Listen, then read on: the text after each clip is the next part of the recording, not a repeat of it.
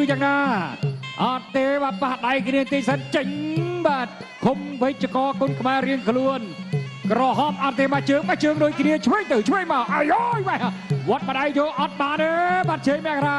ប្រញាប់បញ្ញាល់ទៅស្រុកកំណើតឬមិនមួយជើងឆ្វេងមកកូនក្រហមសុខហៀងមួយជើងទៀតរបស់សុខហៀងអ្នកមករាទាត់ស្រាមមួយដៃឆ្វេងស្រាមមករាមួយក្រាទាត់ឆ្វេងក៏ដាប់ដៃបាទមួយជង្គង់ឆ្វេងបាទសុខហៀងក៏ដាប់ដៃមួយជង្គង់ឆ្វេងសុខហៀងក្រហមបោះទៀតបោះមកជង្គង់ឆ្វេង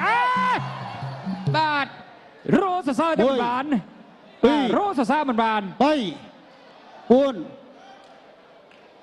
បាទរាប់បានត្រឹមតែ4ទេអាញាកណ្ដាលថាមើលទៅស្ថានភាពមិនស្រួលគ្រូពេទ្យចូលទៅជំនួយជួយភ្លាមអញ្ចឹងបានថាអ្នកហាត់គុណខ្មែរគេថាត្រូវមើលស្វែងរកមើលថាក្បាច់ពិសេសមួយណា